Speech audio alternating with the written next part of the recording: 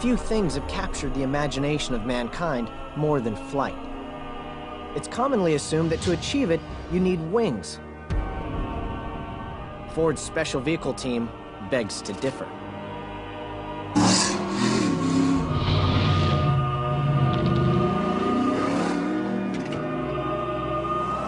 The words ultra-high performance usually conjure a 200-mile-an-hour Lamborghini or a racetrack-ready Pagani Zonda. The F-150-based Raptor, however, is just as radical. It subscribes to a totally new definition of performance, one paved in dirt, measured in suspension travel, and punctuated by hang time.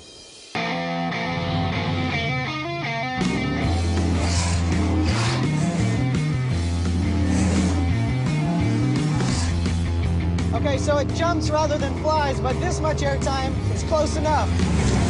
Oh, God. There's something so purely redneck about that sound, but everybody can relate to it. Yes! What's jaw-dropping about the Raptor isn't that it can do 100 miles an hour on surfaces scarred like the moon.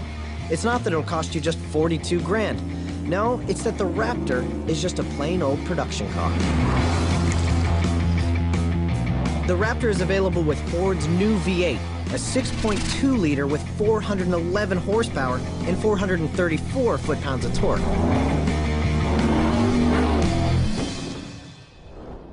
But this isn't your ordinary Raptor. This is the Hennessy Velociraptor 475. Hand another 7 grand in your Raptor over to the guys at Hennessy, and they'll transform your 6.2-liter Raptor from an animal into a beast. Hennessy is a Texas tuning shop famous for creating Texas-sized horsepower numbers and for modifying supercars that'll steal a Bugatti Veyron's lunch money. Hennessy managed to find another 64 horsepower by replacing the intake and exhaust systems and retuning the engine computer. That's like giving crack to a charging rhino. You look at it, and it looks like it's going to be a rough ride, you know, like a stiff, rugged, trucky ride, but in order to be good off-road, the suspension has to travel 11 inches in the front and 12 in the back. That 12 inches when you turn the wheel makes the truck roll over on its axis. It's made for off-road, and so when you get on-road, where it's going to be 90% of the time, the steering is slow, suspension squishy. In a straight line, it seems fine. You can hit potholes, small Kia Rios, basically anything at speed, and it's just a kick. That's it. Hold on, we've got to run over a small car.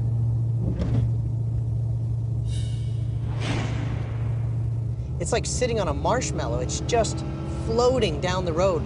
You would think you're in a Cadillac. The only thing that separates this from driving a Cadillac is that every single second you're driving in the Raptor, it sounds like 40 Harley Davidsons are trying to overtake you from the back.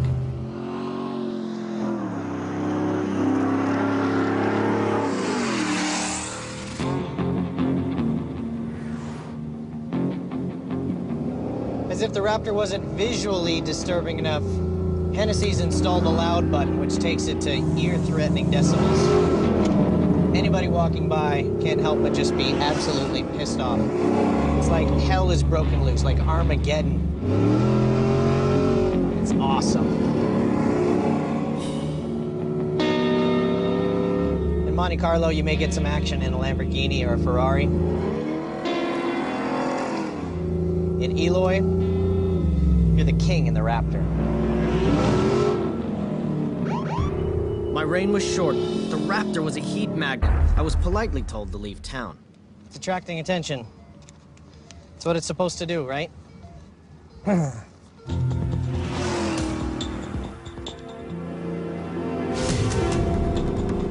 When you get behind the wheel of something like this, suddenly the lines of the roads go gray. If you want to turn off the road and go into the bushes, watch this.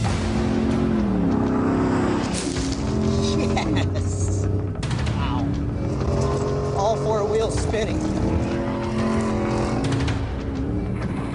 But there are huge gotchas, big holes that can just swallow a whole truck.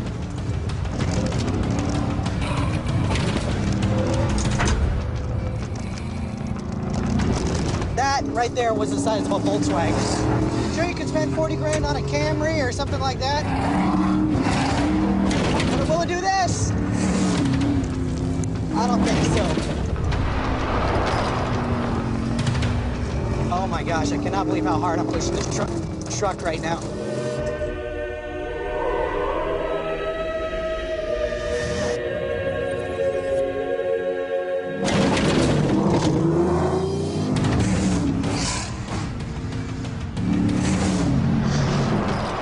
Despite being an off-road juggernaut, the Raptor has an unusually plush interior.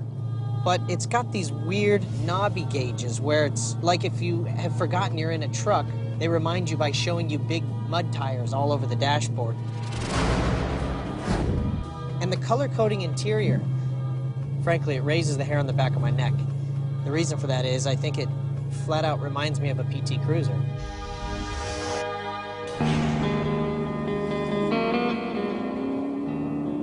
So, the Raptor is certainly a press release car for Ford, probably the most dramatic and radical machine Ford makes. A behemoth that is horrible on the road. It's made for what people don't do, which is go off-road. Yeah, a lot of people would think that it's just absolutely crazy to spit out a gas-guzzling, ginormous truck in these times. But it's actually pretty smart because it's a concept car that you can buy and own. Not many people will drive this, but it will make a big impact on the image of Ford. We couldn't find a production vehicle that even comes close to matching the Raptor's outright speed on the desert floor. With its go-fast bits and off-road prowess, it hops along the desert quicker than anything. It's really in a class of its own, so a comparison was virtually impossible. We did, however, find one person who was willing to take on the Velociraptor. But he's not starting on the ground. He's going to start up there, 25,000 feet up there.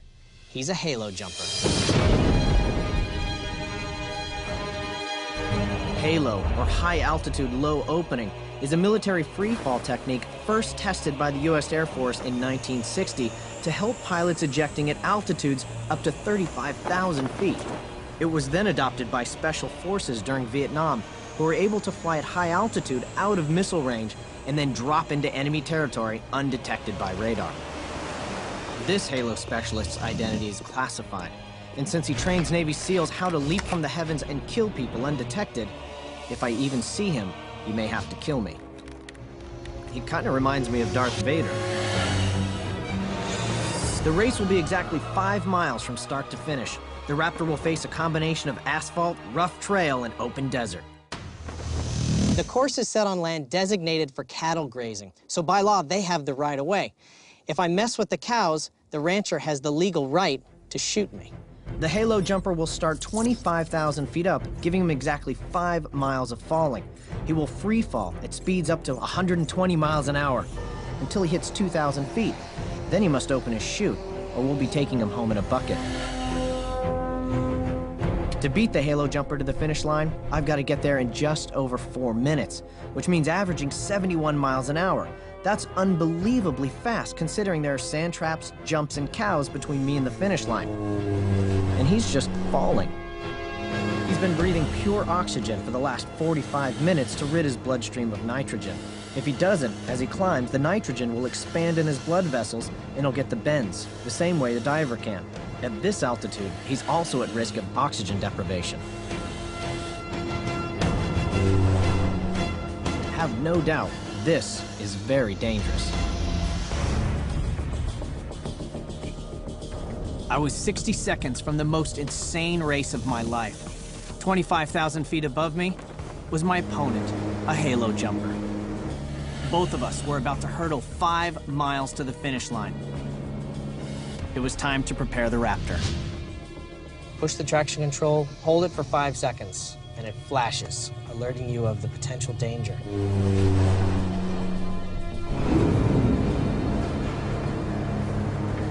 Then push the off-road mode. Off-road mode enabled. Then pull this little knob to lock the differential. Shifting is in progress, and it's done.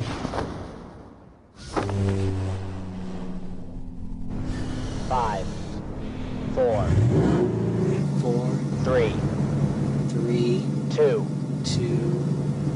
1.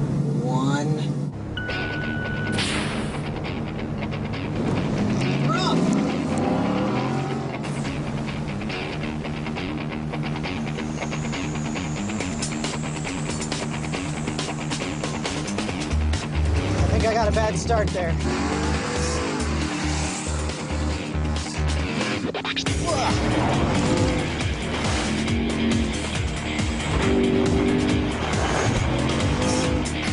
right, hammer down now.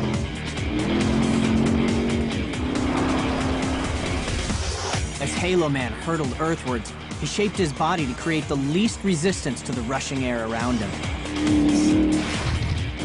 I had my foot to the floor, and all 475 horses were galloping hard.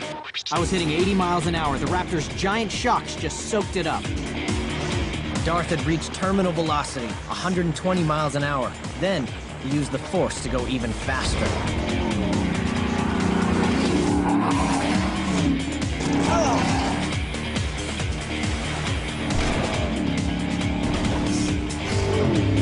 The off-road technique when you go over the bumps is actually to lift off the pedals. Because if you hit the gas over the bump, it sinks the back end and takes away the travel. And you bottom out. It's called G'ing out. It's not a good thing. Oh, that was about the limit, I think, right there. The Arizona desert was witnessing two unstoppable missiles heading for each other at 120 miles an hour. Velociraptor and Darth Vader. It was like Star Wars 7, The Jurassic Menace.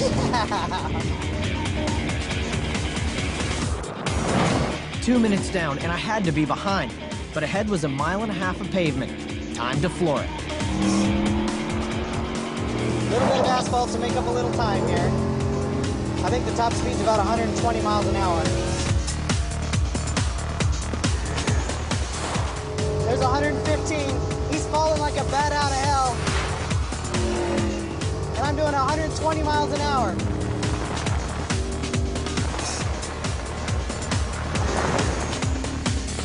Up ahead was my turn into the open desert. The asphalt blast had me back in the game. But no one told the cows. Uh-oh. Oh, that's a heavy beast.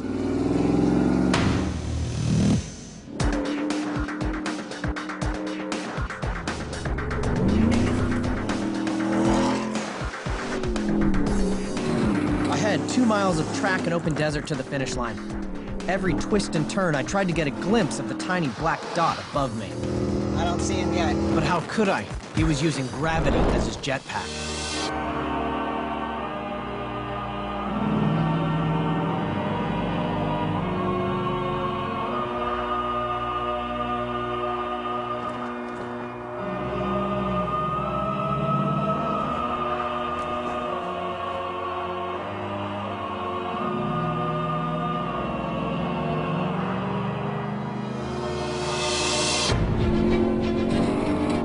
He was ahead, but now the advantage was mine. The Halo Jumper had to pull his chute or become Darth Pancake.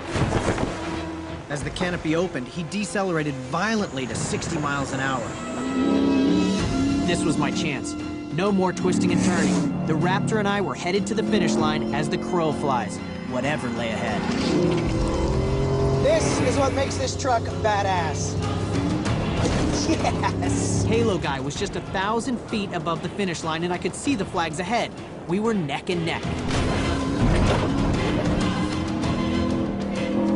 I could see him circling above. There was no way he could float down in time. The race was the Raptors. Whoa! Too hot into that corner.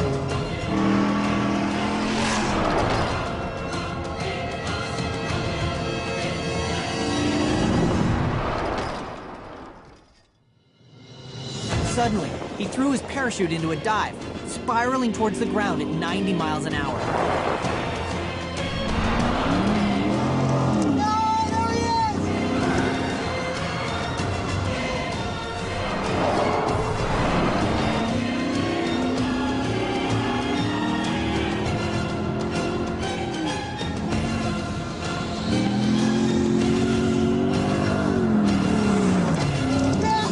No way!